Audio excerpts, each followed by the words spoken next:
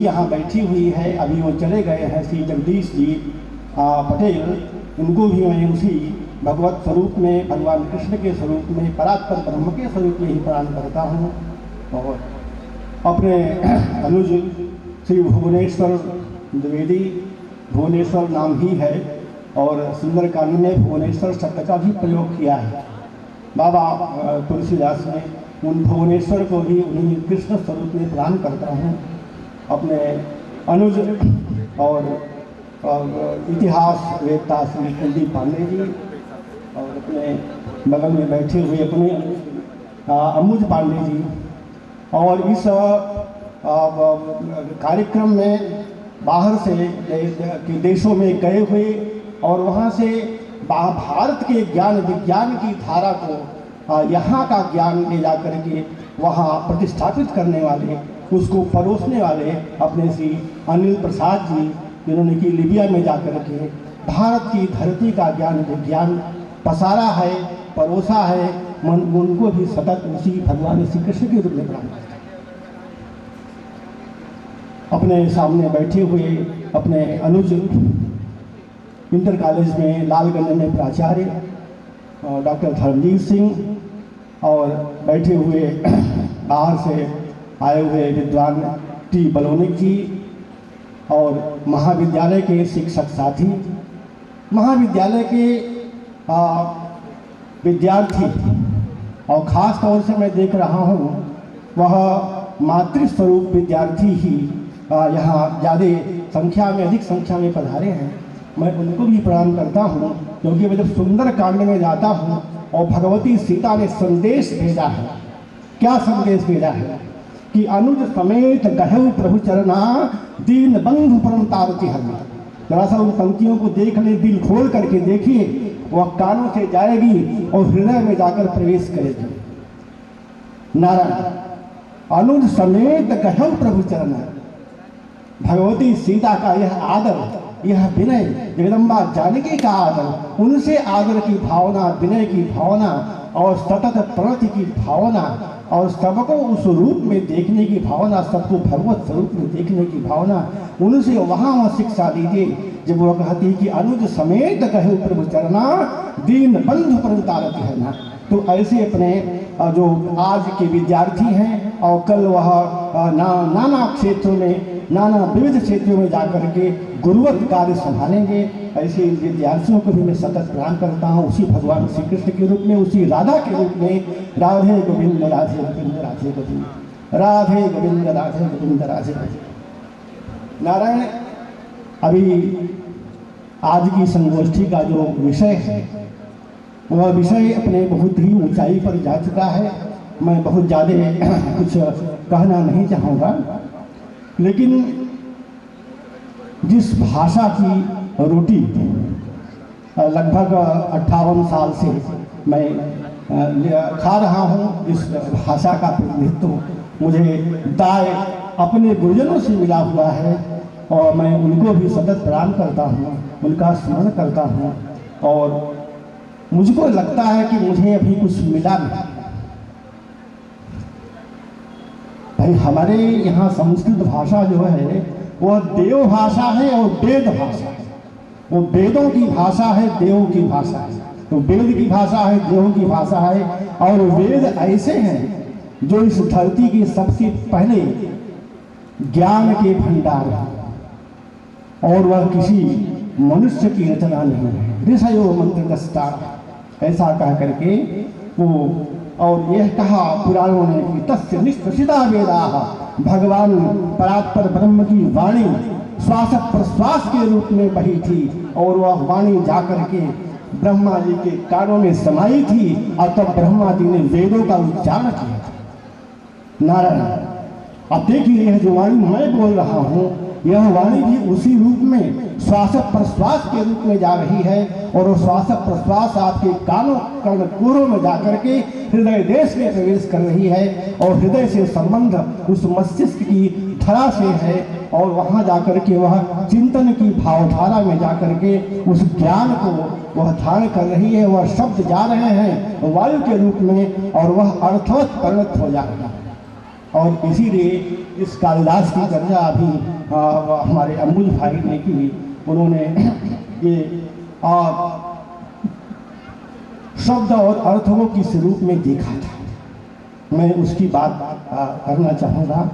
और वह शब्द और अर्थ केवल मनुष्यता की ओर ले जा रहा है। ध्यान दीजिएगा, ये सारे शिक्षा और सारी शिक्षा के जो सारे विषय हैं, वह सब शिक्षा के विषय मनुष्य को मनुष्य बनाएं, जीवन मूल्यों को धारण कराएं और जीवन मूल्यों का वह आचार विचार व्यवहार प्रारंभ करें। इसीलिए सारी शिक्षा होती है। शिक्षा का जो है संदेश है नारायण। अब क्या कहा कालिदास ने? कालिदास ने कहा कि वागर्थ प्रतिपत्तये जगतः पितरौ वन्दे पार्वती परमेश्वर। नारायण, वागर्थायु संपृक्तौ वागर्थ प्रतिपत्तये जगतः पितरौ वन्दे पार्वती। जगतः पितरौ पार्वती परमेश्वरौ, जगत के परम पिता पार्वती उमा महेश्वर को मैं प्रणाम करता हूँ। और वह कैसे हैं? कहा कि वो वागर्थ की प्रतिपत्ति के लिए क्यों प्रणाम करता हूँ, कारण क्या है? कहा कि वागर्थ शब्दार्थ की प्रतिपत्ति, प्रतिपत्ति का तात्पर्य है ज्ञान से, ज्ञान का, बोध का होना। क्योंकि बोध नहीं हुआ, बोध होने के लिए तो हम मनुष्य बने हैं। और इसीलिए हमारा वेद कहता है कि मनुर्भव भरे। शिक्षा का मतलब है कि पहले मनुष्य तो बनो।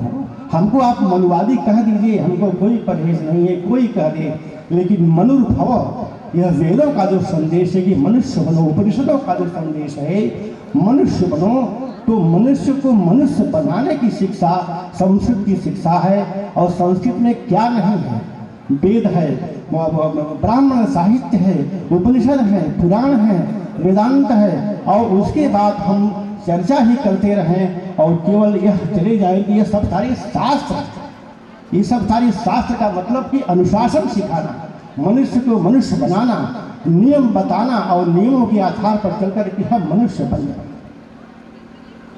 अब इस मनुष्यता की सीढ़ी में, कड़ी में ये जिसको कहते हैं कि सर्वोपनिषदों गावः, गीता की चर्चा हम करके बात पूरी कर देंगे अपनी। और गीता में भगवान ने 18 अध्यायों में गाई श्रीमद् भगवद गीता, जो महाभारत का अंश है। श्रीमद् भगवद गीता जो महाभारत का अंश है, उसमें भगवान ने 18 अध्यायों में गीता गाई है। और कुल गीता के 18 अध्याय बड़े क्रम से है।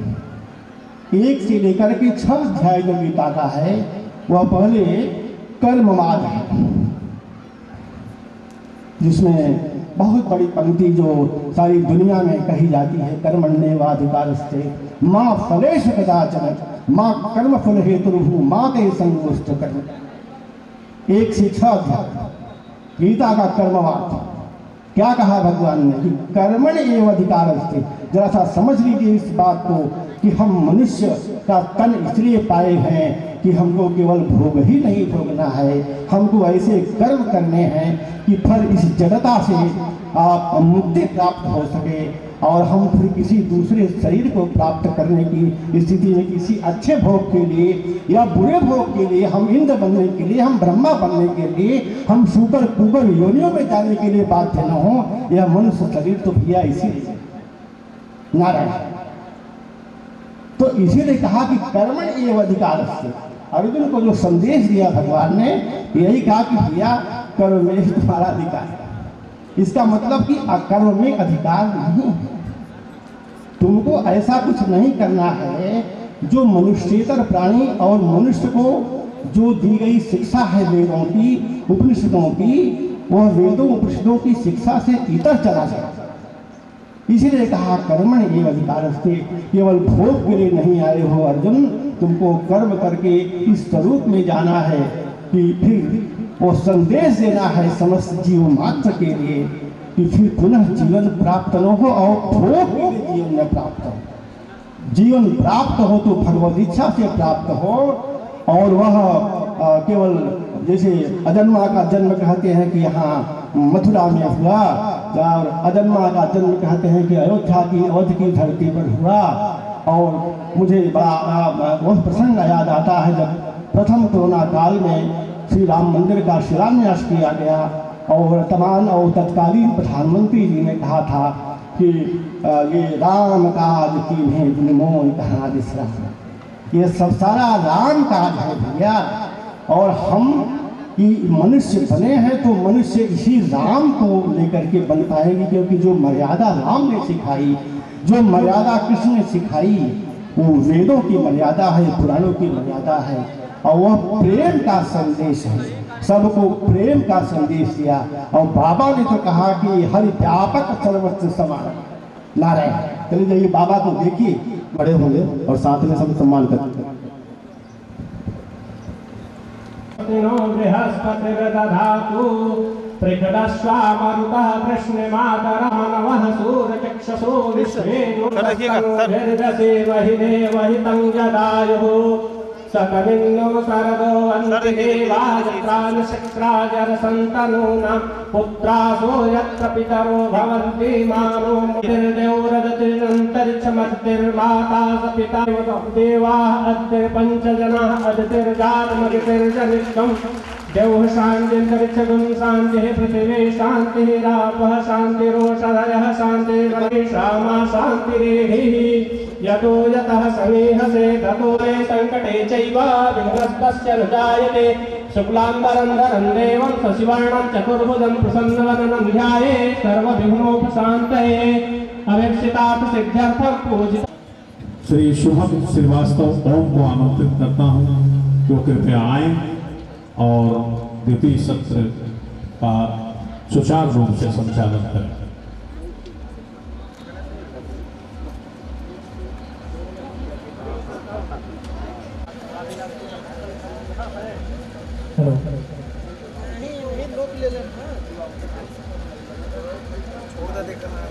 यूएसए से हमारे बीच में उपस्थित हैं। मैं आदरणीय माइकल बलोनेक साहब से भी विनम्र आग्रह करता हूं, कृपया सर मंच पर आए और हम लोगों को अपने विचारों से अवगत कराएंगे। हमारे बीच में अंग वस्त्र प्रदान कर अतिथियों का स्वागत। हाँ, ये बड़ा अच्छा प्रशिक्षण दे रखा है कि बच्चों को कब तालियां बजाएं। हम सदन की तरफ से मैं आग्रह करूंगा कि महाविद्यालय आदरणीय राकेश सर अभी कुछ देर पहले दिखाई दे। सर देखिएगा। बहुत धन्यवाद सर, आप बैठे। और ये जो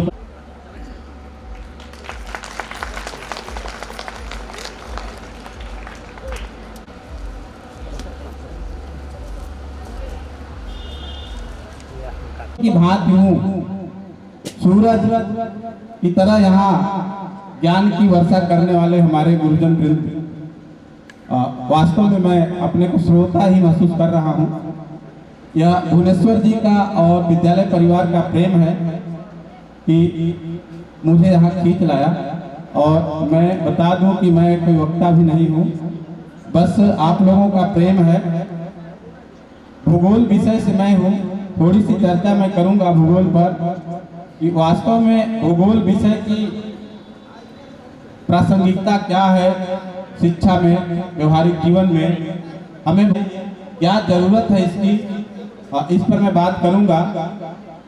उसके पहले मैं मंचासीन अपने सभी अतिथियों का हार्दिक अभिनंदन और स्वागत करता हूं। अपने अध्यक्ष महोदय का भी हार्दिक अभिनंदन और आभार प्रकट करता हूं, जिनकी ऊर्जा की वजह से आज यहाँ ज्ञान का संचार हो रहा है और ऐसा निरंतर चलता रहे। थोड़े ही शब्दों में अपनी बात कहूंगा। एक चौपाई है, छित जल पावक गगन समीरा, इसी से जीवन का अस्तित्व है और यही भूगोल का मूल तत्व है।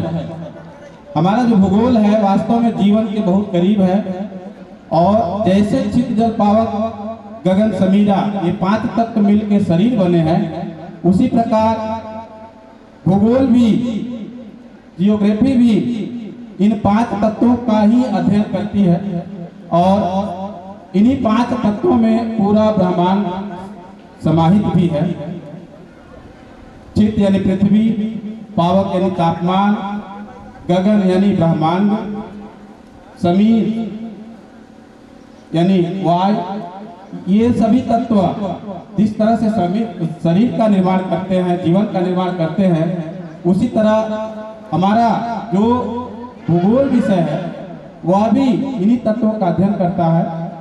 इसके साथ ही भूगोल की जीवन में इतनी उपयोगिता है कि हम समझते हैं कि भूगोल सभी विषयों में समाहित है, चाहे वो अर्थशास्त्र हो, चाहे इतिहास हो, चाहे राजनीति विज्ञान हो, चाहे सांस्कृतिक, चाहे आध्यात्मिक, हर जगह। और अगर हम इतिहास की बात करें तो भूगोल को अगर किनारे कर दें तो हम इतिहास में प्रवेश भी नहीं कर पाएंगे, क्योंकि कालखंड वहीं से निर्धारित होता है। इसी तरह अगर हम गणित को भी किनारे कर दें, जीव विज्ञान को भी किनारे कर दें, तो भी भूगोल अधूरा रहेगा। हर विषय में भूगोल है, भूगोल में हर विषय है, और यही इसकी प्रासंगिकता है, यही इसका महत्व है कि अगर हम भूगोल को किनारे करके किसी विषय का अध्ययन करते हैं तो वह अधूरा सा रहेगा, और भूगोल को अलग अस्तित्व देकर भी अध्ययन करते हैं तो वह भी अधूरा सा रहेगा। दूसरी सबसे महत्वपूर्ण चीज है कि भूगोल विषय का अध्ययन हम सिर्फ ज्ञान के लिए ही नहीं करते हैं, बल्कि वह आपको एक अच्छा नागरिक बनाने के साथ साथ रोजगार परक और आपको एक योग्य कार्यकर्ता भी बनाता है, आपके जीवन को नई सीख भी देता है। भूगोल सिर्फ प्राकृतिक चीजों का ही अध्ययन नहीं करता है, बल्कि वह सामाजिक चीजों का भी विशेष फोकस करता है। जिस प्रकार से हम भौतिक भूगोल का अध्ययन करते हैं और उस भौतिक भूगोल में हम प्रकृति को देखते हैं, उसी प्रकार हम मानव भूगोल के रूप में अपने मानव समाज की परिकल्पना को साकार करते हैं।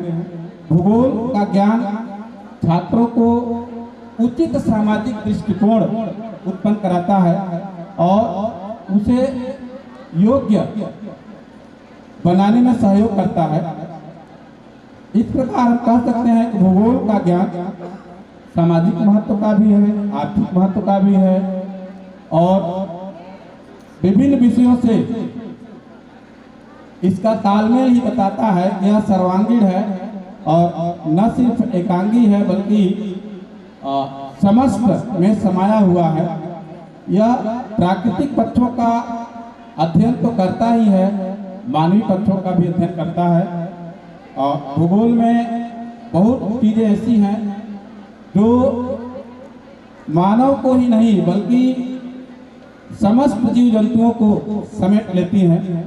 छात्रों को सीखने के लिए अगर हम भूगोल की बात करें और भूगोल के विभिन्न पहलुओं की बात करें तो यह सिर्फ राष्ट्रीय ही नहीं, स्थानीय ही नहीं, बल्कि अंतर्राष्ट्रीय और इस धरती के अंदर भी, इस धरती के बाहर भी अगर कोई मौका देता है सीखने के लिए तो वो भूगोल है। भूगोल को समझने के लिए हमें गणित की भी जरूरत है, इतिहास की भी जरूरत है, सांस्कृतिक की भी जरूरत है, साथ ही जो है पर्यावरण की भी जरूरत है। तो आप कह सकते हैं भूगोल एक विज्ञान है, वह न सिर्फ सामाजिक विज्ञान है बल्कि जीव विज्ञान भी है। चाहे जियोलॉजी कहें चाहे जियोग्राफी कहें, दोनों परिस्थितियों में भूगोल सार्थक पहल करता है। अंत में अपनी बात समाप्त करने से पहले मैं यही कहूँगा कि भूगोल में पढ़ाई करने के बाद छात्रों को पर्याप्त और हमेशा रोजगार का मौका मिलता है, चाहे इसका कोई भी विषय हो। आप अगर सूचिता से पढ़ते हैं, अगर आप ईमानदारी से पढ़ते हैं तो आपको यह एक सार्थक जीवन देगा, क्योंकि प्रासंगिकता की बात बतानी है तो प्रासंगिकता अगर हम भूगोल की इग्नोर कर दें, अगर महत्व को नकार दें तो सभी विषय अधूरे लगेंगे। और अंत में मैं यही कहूँगा कि भूगोल सिर्फ एक विषय नहीं बल्कि पूरी जिंदगी है, पूरा जीवन है, आदि है, अंत है और अतीत है, वर्तमान है और भविष्य भी है। हम इसमें भविष्यवाणी भी करते हैं, अनुमान भी लगाते हैं। इन्हीं शब्दों के साथ जय हिंद, जय भारत। बहुत धन्यवाद सर, आपने अपने सारगर्भित वक्तव्य में भूगोल की प्रासंगिकता पर बातचीत की। हम लोग जब कभी पढ़ा करते थे तो गुरु जी पढ़ाते थे कि भूगोल ही वो रंगमंच है जिस पर इतिहास का प्रहसन खेला जाता है। और यदि हम भूगोल को नहीं समझेंगे तो हम नहीं समझ पाएंगे कैसे 4 कोस पे पानी बदल जाता है, कैसे 4 कोस और जाने पर 4 कोस में कैसे पानी बदल जाता है, 4 कोस पे कैसे वानियाँ बदल जाती हैं, भाषाएं बदल जाती हैं, भाषांतर कैसे होता है, देशांतर कैसे होता है, मौसम कैसे बदलता है, ऋतुएं कैसे बदलती हैं, दिन और रात कैसे होता है। तो आपने इस विषय पर बहुत अच्छा वक्तव्य दिया, मैं आपका हार्दिक स्वागत करता हूं सर, बहुत धन्यवाद देता हूं। आप सोनभद्र में भूगोल विषय के प्राथमिक शिक्षा विभाग से जुड़े हुए हैं। मैं वक्तव्य के क्रम में संस्कृत के आचार्य महात्मा गांधी काशी विद्यापीठ से हमारे बीच में पधारे आदरणीय डॉक्टर साहब उपेंद्र देव पांडे जी को आवाज देता हूँ, कृपया वो मंच पर आए और आज की सभा में अपना उद्बोधन दें। एक बार आप लोग जोरदार तालियों से स्वागत करिए भाई। Very good.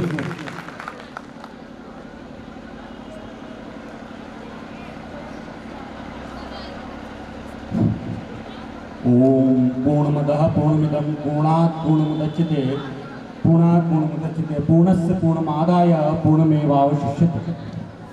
इस अंतर्राष्ट्रीय शोध संगोष्ठी के सभागार में उपस्थित विद्वज्जन सत्राध्यक्षता कर रहे डॉक्टर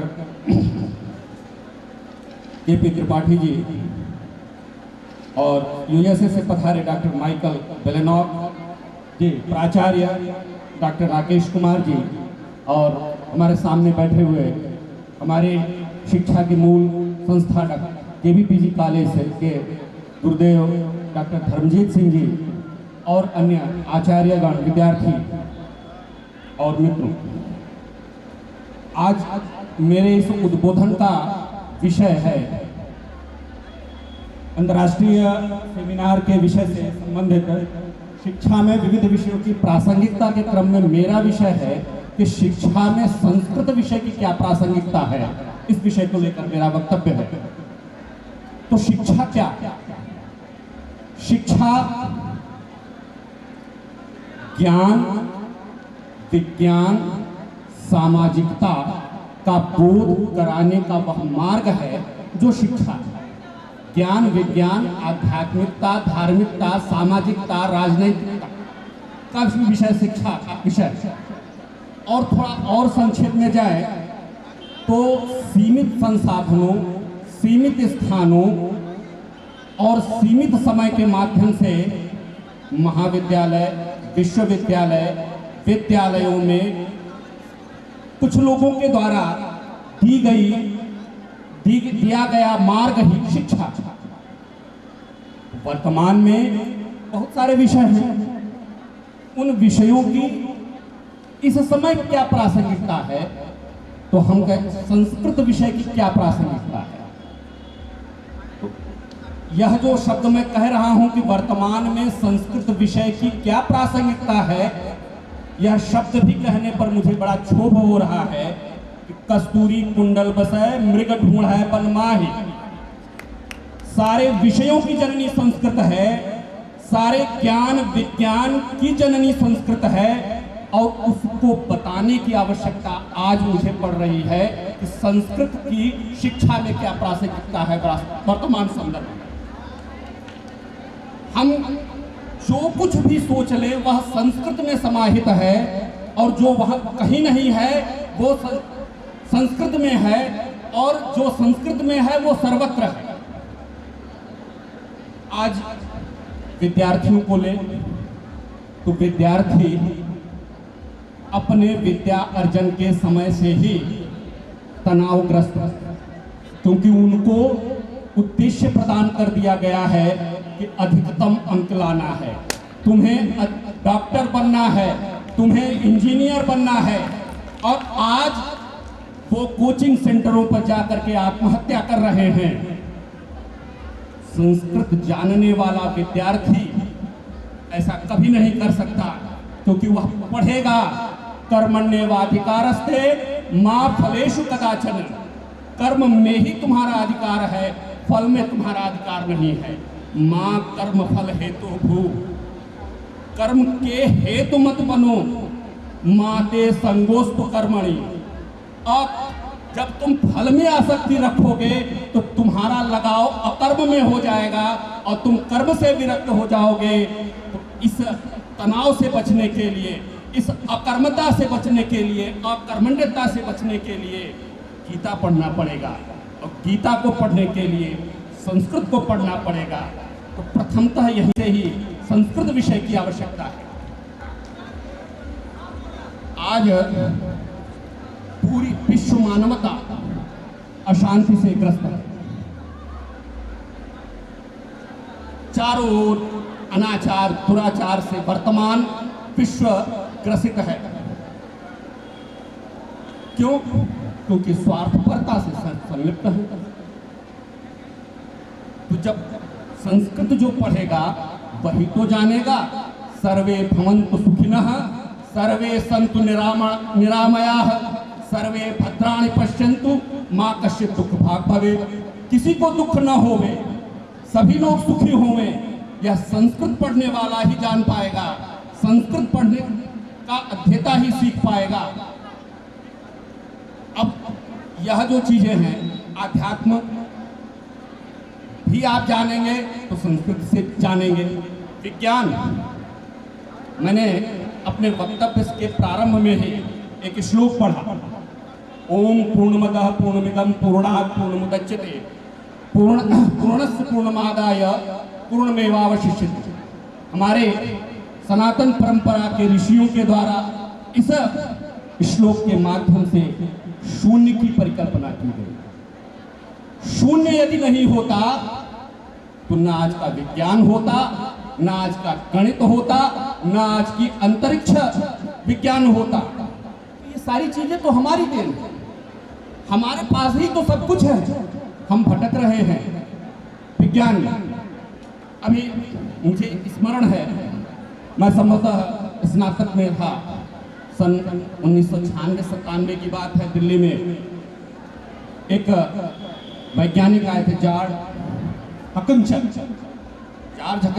या विलियम हकिंसन, अंतरिक्ष विज्ञानी थे, हैं, अभी भी जीवित हैं। वो पूरी तरीके से पैरालाइज हैं और उनको नोबेल पुरस्कार मिला है ब्लैक होल की थ्योरी पर।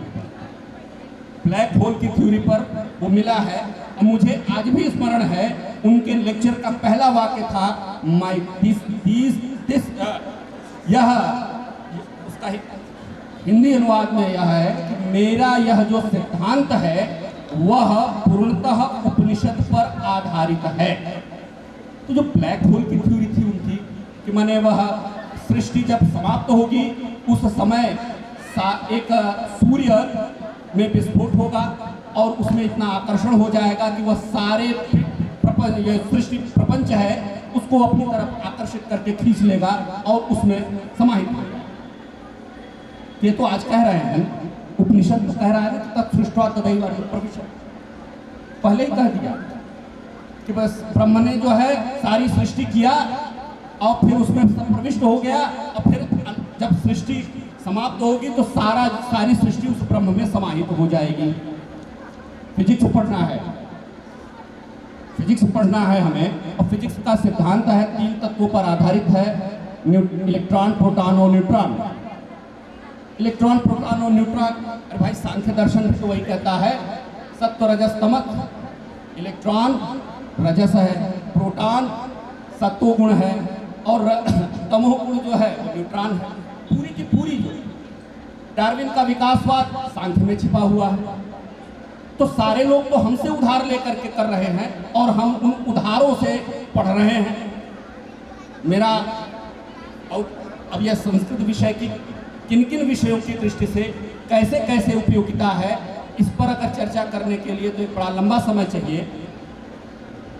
शिक्षा का तैत्तिरीय उपनिषद में 10 सूत्रों में जो ऋषि ने उपदेश दिया और संभवतः हर दीक्षांत में यह उपदेश दिया जाता है, वही मूल उद्देश्य है।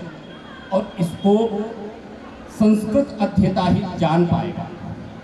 सत्यम वद, सत्य बोलो, धर्मम चर, धर्म का आचरण करो, स्वाध्यायान मा प्रमद, अपने विद्यार्थी से प्रमाद मत करो।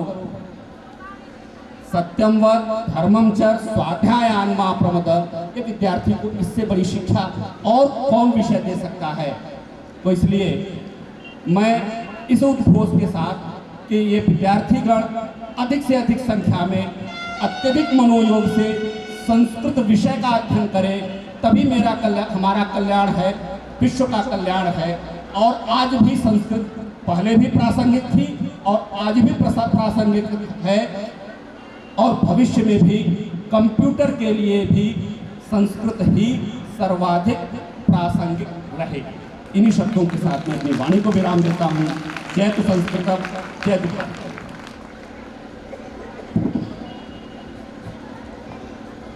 बहुत धन्यवाद सर, आपने संस्कृत विषय के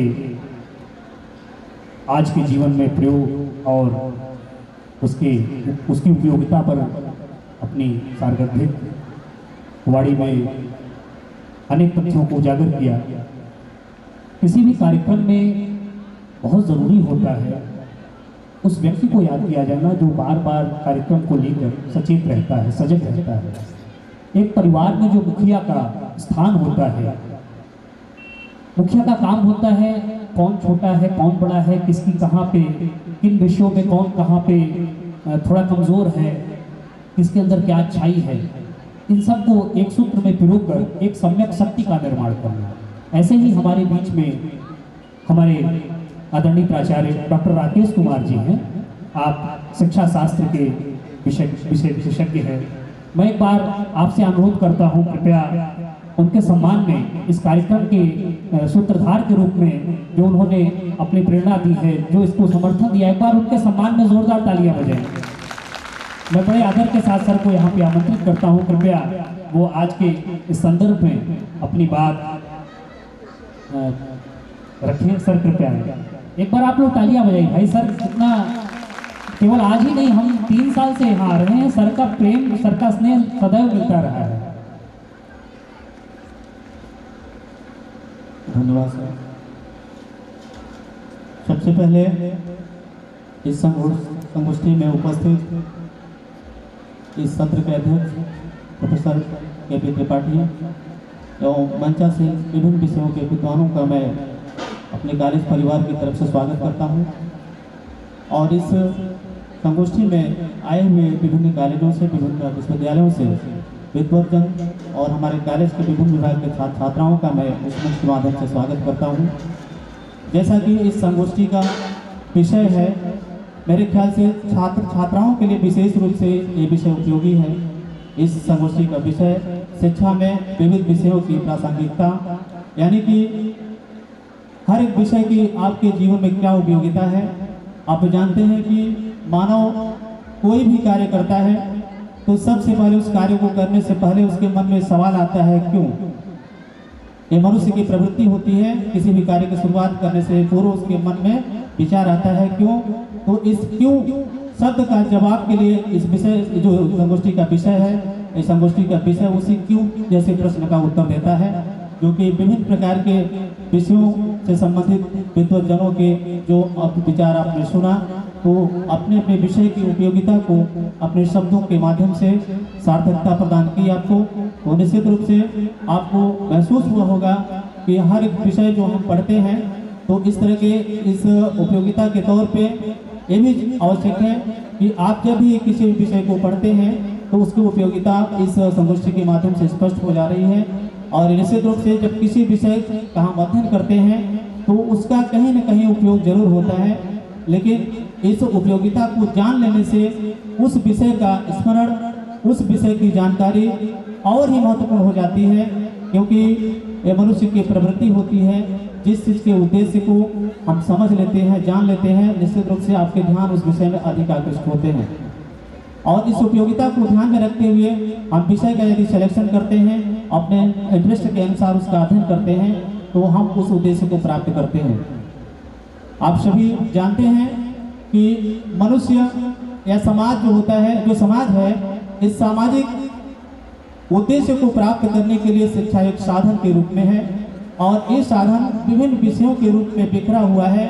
मनुष्य के जीवन के अनेक पक्ष होते हैं और सभी पक्षों से संबंधित उद्देश्यों को प्राप्त करने के लिए हमें विभिन्न प्रकार के विषयों का अध्ययन करना पड़ता है। तो जो आज विभिन्न प्रकार के विषय हमें पढ़ने के लिए मिल रहे हैं, तो निश्चित रूप से ये विषय सामाजिक आवश्यकताओं से संबंधित हैं। हमारे समाज की जैसी आवश्यकताएं होती हैं, उसी आवश्यकताओं के अकॉर्डिंग विषय रखे जाते हैं, पाठ्यक्रम रखे जाते हैं और हमारे समाज के जो सदस्य छात्राएं होते हैं इसी शिक्षा के माध्यम से इस उद्देश्यों को प्राप्त करने में लगते हैं और आपके अध्ययन के ऊपर आधारित है कि आप किसी भी विषय का अध्ययन किस रूप से, किस चेष्टा से करते हैं। वास्तव में जैसा कि अभी इसके पहले वक्तव्यों में आपने सुना कि कोई भी ऐसा विषय नहीं है जिसकी कोई प्रासंगिकता नहीं है और निश्चित रूप से यदि किसी विषय की प्रासंगिकता न होती, आपके जीवन से उसका संबंध न होता, तो शायद पाठ्यक्रम के रूप में स्कूल कॉलेजों में वो विषय लागू न होता। तो हर एक विषय की उपयोगिता है, बशर्ते समझने और समझाने की आवश्यकता है। तो यहाँ संक्षेप में विभिन्न विषयों के इम्प्लीकेशन, प्रासंगिकता जो आपको बताई जा रही है उसको आत्मसात करें। आप उस विषय को पढ़ते हो या नहीं पढ़ते हो, यदि उसकी प्रासंगिकता स्पष्ट हो जाती है, उसकी जानकारी आपको हो जाती है, तो उस विषय का अध्ययन औपचारिक रूप से ना करते हुए अगर आप कभी समय मिले तो उस विषय का अध्ययन करें तो निश्चित रूप से आपके जीवन के लक्ष्य पूर्ण हो सकते हैं, आपका सर्वांगीण विकास हो सकता है और सामाजिक उद्देश्यों को पूरा करने में आपका न प्रत्यक्ष रूप से बल्कि अप्रत्यक्ष रूप से सहयोग हो सकता है। इस प्रकार हम आप सभी से अपील करेंगे कि आप आगे चल के यूजी, पीजी या फिर विभिन्न प्रकार की औपचारिक शिक्षाओं में जो भी विषय सेलेक्ट करें अपने रुचि के अनुसार, अपनी आवश्यकता के अनुसार और साथ ही साथ समय मिलने पर हर एक विषय का अध्ययन करते रहें। और विशेष रूप से जो शिक्षा की बात है, मैं तो शिक्षा सब्जेक्ट से संबंधित हूँ और यहाँ तक पहुँचने के लिए मैं थोड़ा सा आभार व्यक्त करना चाहूँगा प्रोफेसर के त्रिपाठी का। शायद मैं यहाँ तक पहुँचा हूँ तो इसमें आपका पूरा सहयोग, पूरा स्नेह है, क्योंकि रिसर्च करने के लिए, पीएचडी करने के लिए आपका पूरा सहयोग रहा है, जिसके वजह से मैं पीएचडी का अपना कार्य पूर्ण किया और इस शिक्षा संबंधी जो विषय आपका है मेरा जो है, इसमें विशेष रूप से शिक्षा में जो इसकी प्रासंगिकता की बात होती है तो मुझे लगता है कि जो एजुकेशन सब्जेक्ट है इसकी विशेष रूप से जो प्रासंगिकता है, जो विशेष इसकी आवश्यकता है शिक्षण के कार्य में है। और ये विषय विशेष रूप से जो छात्राध्यापक यानी जो शिक्षण यानी छात्राध्यापक का जो प्रशिक्षण ले रहे हैं यानी बीएड बीटीसी का जो प्रशिक्षण ले रहे हैं, उन छात्राओं के लिए शिक्षा शास्त्र की विशेष प्रासंगिकता है। हालांकि हर एक विषयों के लिए, हर व्यक्ति के लिए इसकी प्रासंगिकता जरूर है, क्योंकि जिस विषय के अंतर्गत, शिक्षा के अंतर्गत विभिन्न विषयों का जो हम अध्ययन करते हैं, तो इस तरह उद्देश्यों को प्राप्त करने के लिए शिक्षा एक ऐसा सब्जेक्ट है जो उस उद्देश्य को प्राप्त करने के लिए सरल और सहज मार्ग प्रशस्त करता है, जिसकी सहायता से विभिन्न प्रकार के उद्देश्यों को हम सहज तरीके से आत्मसात कर पाते हैं। इस प्रकार बहुत ज़्यादा समय न लेते हुए मैं अपनी वाणी को विराम देता हूँ। जय हिंद, जय भारत।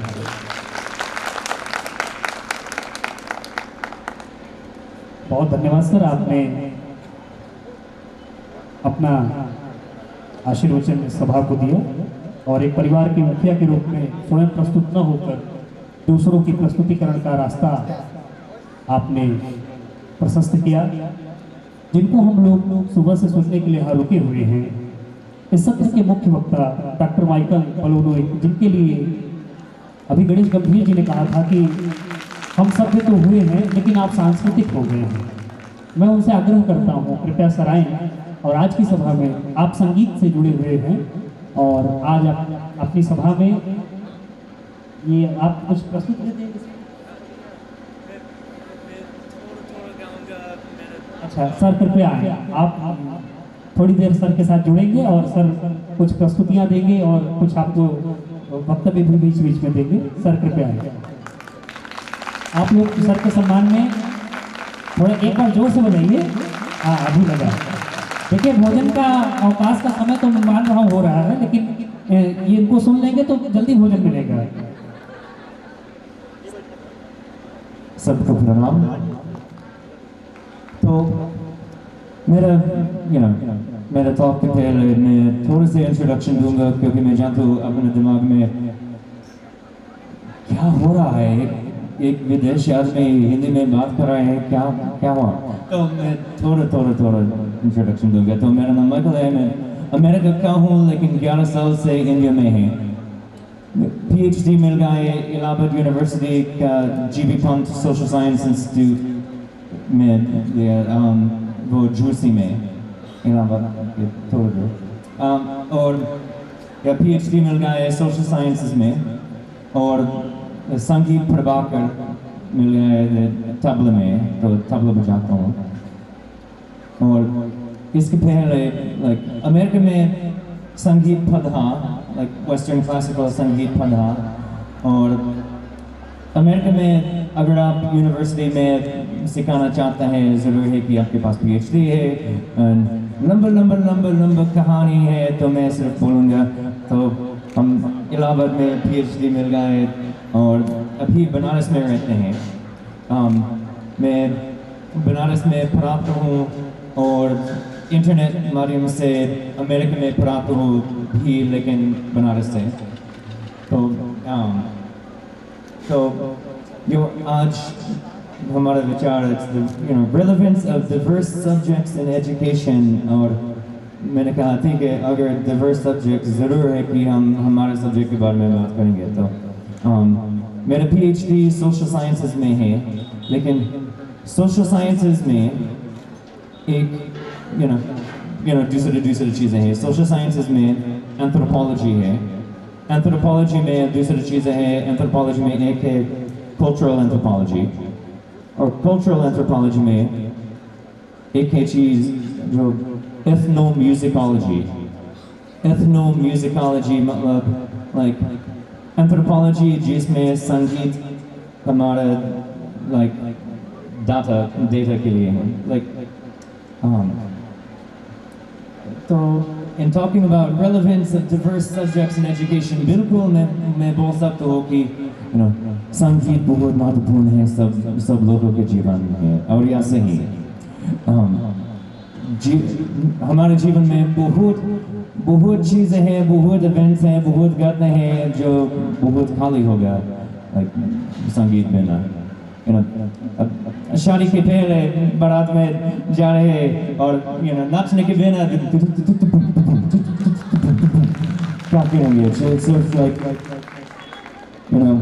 शायद फ्यूनरल के जैसा हो गया संगीत बिना।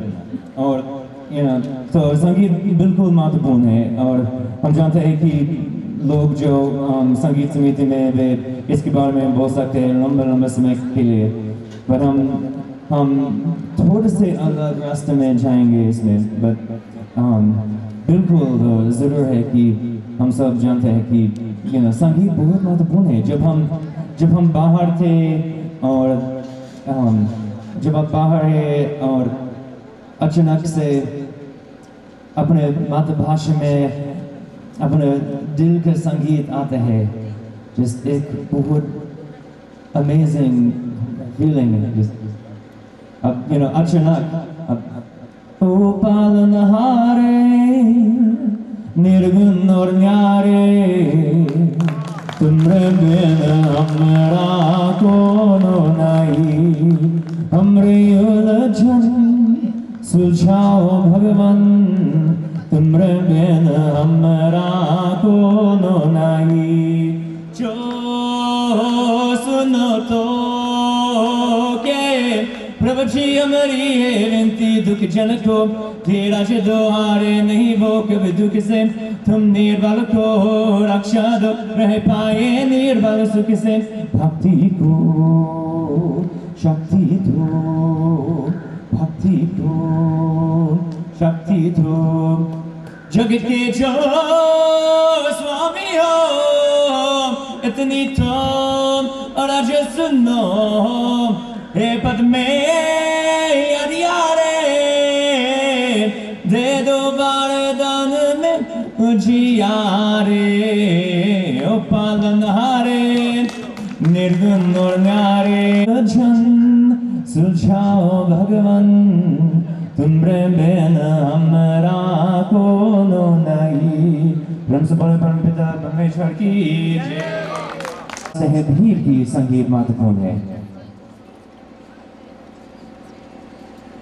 एंथ्रोपोलॉजी में हम पढ़ते हैं लोगों के कल्चर के बारे में और जरूर है कि हम बहुत दूसरी चीजें जान सकते हैं लोगों के बारे में और एक महत्वपूर्ण सोर्स की डेटा संगीत में।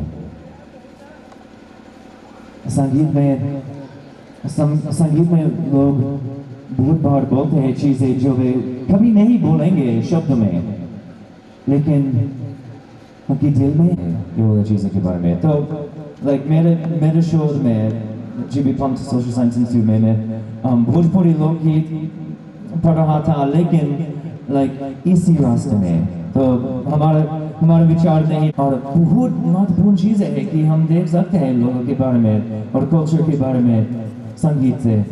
बहुत चीज़ें हैं जो लोग बात नहीं करते हैं एंड सो महत्वपूर्ण है कि हम इसके बारे में जानते होगा। एक उदाहरण है, तो हमारे संस्थान में कुछ लोग देख रहे थे कि किसान के जीवन में बहुत बार आजकल कभी कभी और सुसाइड आते हैं। लोग देख रहे थे क्यों, एंड उन्होंने देखा कि कभी कभी लोग बहुत महंगे फार्म मशीनरी बहुत मशीनरी खरीदते हैं। वे सोचते हैं अच्छा शायद क्योंकि मैं ये वाला खरीदूंगा इसके बाद बहुत पैसे मिलेंगे, शायद क्या हो सकते हैं। लेकिन अगर बारिश नहीं आते हैं या अगर जानवर खेत में सब खाना खाते हैं तो इवन बहुत बड़ा मशीन के बाद बहुत बड़ा मशीन के साथ वो पैसे नहीं आएंगे। लेकिन शायद आप बहुत पैसा बोरो किया तो आप ये वाला खरीद सकेंगे। तो कुछ लोगों के रिसर्च, कुछ लोगों के शोध इसके बारे में थे कि फार्म मशीनरी के कारण कभी कभी लोगों के जीवन और खराब हो सकते हैं। और मेरा शोध इसके साथ जा सकता था क्योंकि मैं देख सकता था कि खेतों में आजकल तुम लोग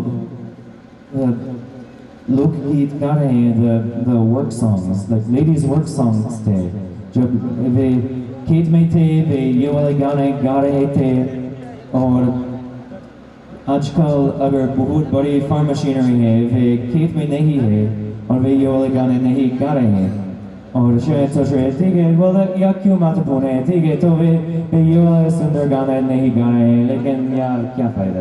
लेकिन यह बहुत बड़ा समस्या हो सकते हैं इसमें, क्योंकि ये वाले गाने सिर्फ खेत का काम के बारे में नहीं थे। वे नहीं गा रहे थे like I'm picking the corn, I'm harvesting paddy। ये वाले यहाँ नहीं था उनके शब्दों में।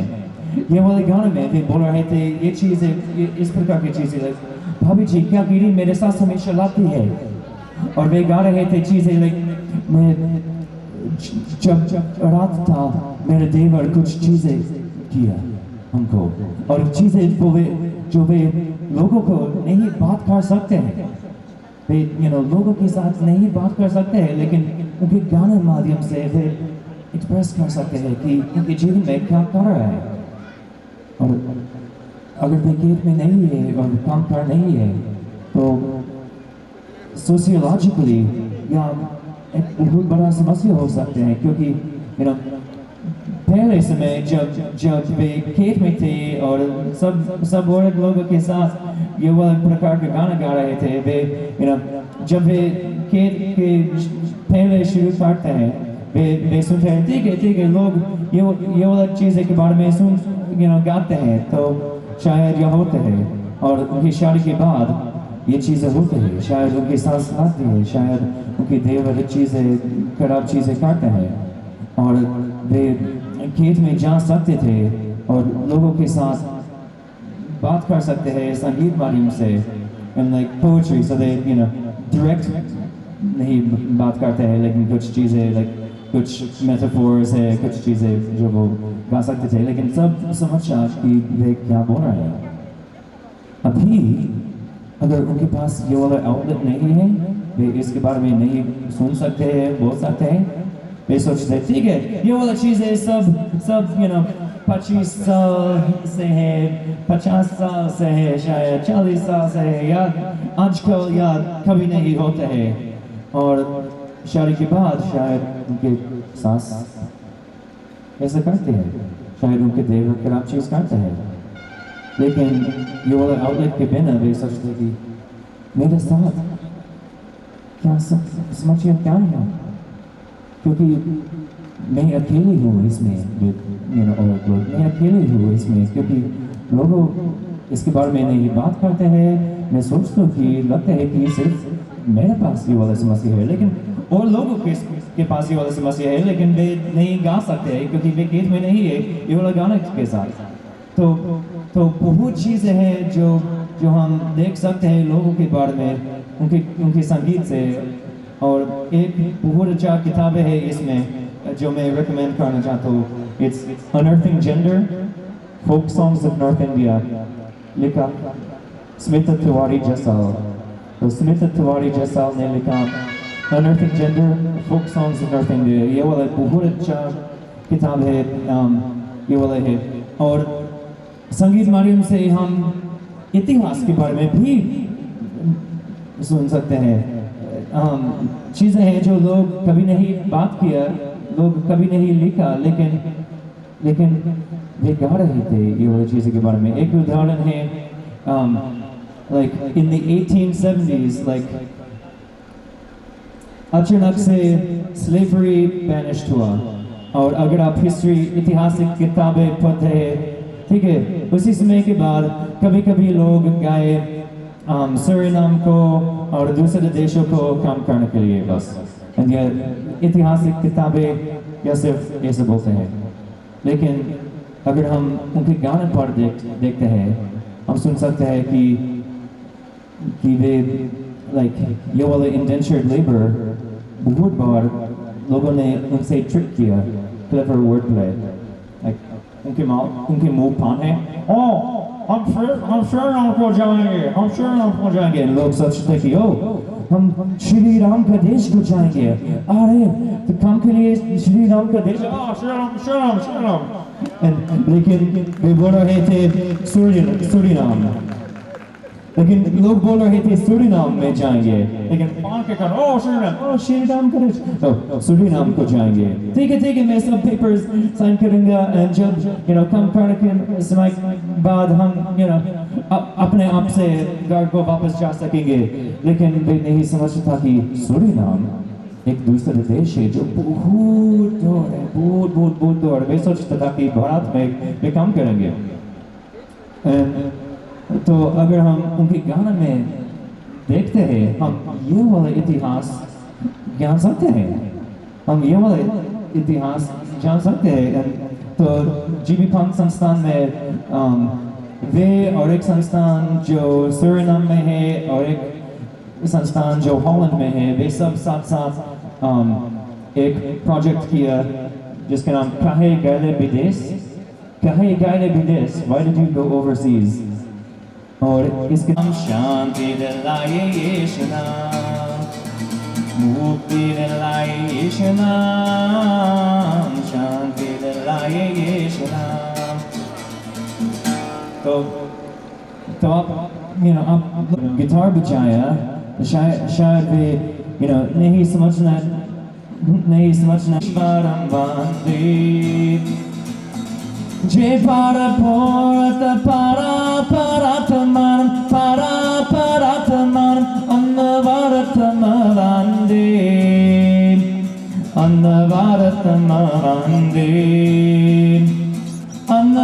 annavaratmavande जय जगदीश्वरं सदा प्रचिन्मयं जगदीश्वरं वन्दे जय जगदीश्वरं Satapi Chinnamayam Jagadishvaram Bande Jipara Purata Para Paratama Para Paratama Annavaratama Vande Annavaratama Vande Annavaratama Vande Annavaratama Vande Principal Parampita Parameshwar ki jai. लेकिन लाइक गिटार वाले माध्यम से तो शायद भी मॉडर्न लोग हैं जो ये और तो हम ये वाली चीज़ें हम लोगों के बारे में जान सकते हैं उनके संगीत से। तो संगीत एक बहुत महत्वपूर्ण source of information like data का सोर्स है। तो मेरा मेन पॉइंट है, मुख्य हिस्सा इसमें है कि relevance of diverse subjects in education एक बहुत diverse चीज़ है, लेकिन महत्वपूर्ण चीज़ है कि social sciences में, anthropology में, इतिहास में, ये वाले प्रकार के शोध में संगीत पर देखिए और आप और चीज़ें जान सकते हैं इतिहास के बारे में, कल्चर के बारे में, लोगों के बारे में, उनके संगीत से। बिल्कुल जैसे हमने कहा शुरुआत में संगीत बहुत महत्वपूर्ण है सब मनुष्य के जीवन में और बट ये वाले एक दूसरे समय के लिए बात है बट या दूसरे प्रकार के शोध में सोशल साइंसेस में, एंथ्रोपोलॉजी में, इतिहास में संगीत शोध भी बहुत महत्वपूर्ण है। तो ये वाले मेरे सोचे तो सबको प्रणाम, सबको नमस्कार।